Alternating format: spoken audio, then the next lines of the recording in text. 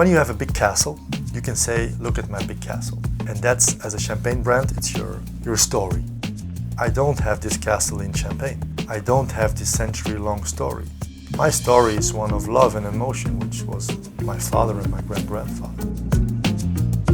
Champagne should be nice to drink first, and in the aftertaste you can say, and there's also some body.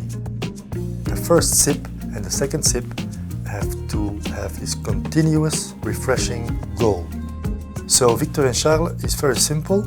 We have 3 cuvées with a base of majority of Chardonnay, which is the most refreshing grape of the 3, which gives us this very elegant finesse and gives this acidity.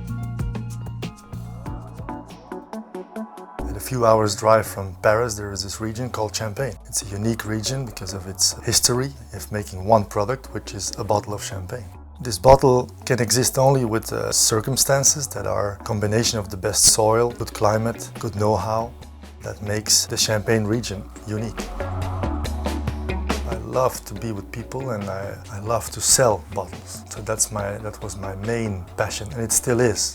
After a certain time, you say like, hey, maybe I can do this better. And that's when we started this project. Kim is my girlfriend. She gave me the right impulses to start this project. The simple fact that when you're 20 years in a business, you look with smaller eyes. From the morning until the evening, we talk about things happening in production, things happening in sales, things happening with customers. From Victor and Charles, Charles was my father and Victor was my grandfather, so the grandfather of Charles. I never met Victor. He was a very decent man, sort of a bookkeeper, financial advisor.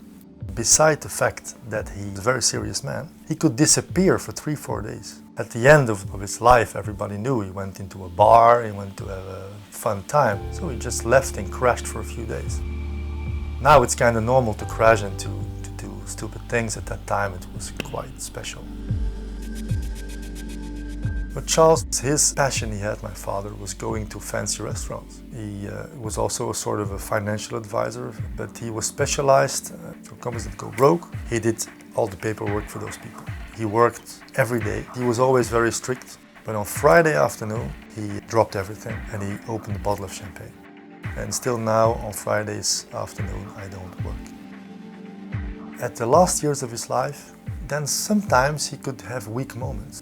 When he opened a bottle of champagne and he drank a glass or two, and he looked into our eyes and he said in Flemish, "Oh boys, I love you all so much." When he started to cry of emotion, immediately he started to laugh with himself, because boys don't cry. When I was a kid and I cried, my father was angry. But then he got older and he started to cry himself. And then he saw my brother and me looking at him like, what is happening here? So that's why I had to laugh. And that's the most special memory I have about Charles, my father. And that's why we put it on the back label and we put it in all our communication. You can see this sentence. And laughing and crying at the same time, he lifted his glass and said, "I love you all so much."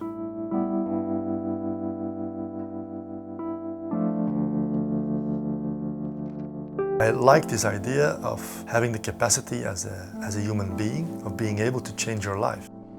For me, everything is a funny thing because it all came from scratch, from zero. After 3 years of producing and 1 year of selling it, nothing became something, which is nice to see. And when you now see this bottle in the nicest restaurants in Belgium and Holland now to start with, it's incredible. When you have a company or an office and it doesn't work and you close it, yeah, it was an office. A brand is something different.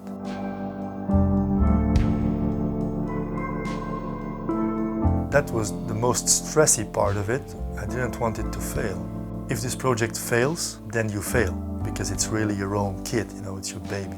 And still, we're only 1 year active and we're not there yet. But I think that even the biggest companies in Champagne, they have the same stress every year, because you want to get bigger and bigger. We don't want to get big, we want to get big in authority. We want to get big in quality, being served in the best restaurants, being served at the nicest tables, being served in the nicest families, that they love this bottle and they understand the feelings behind it. You have to enjoy these normal things.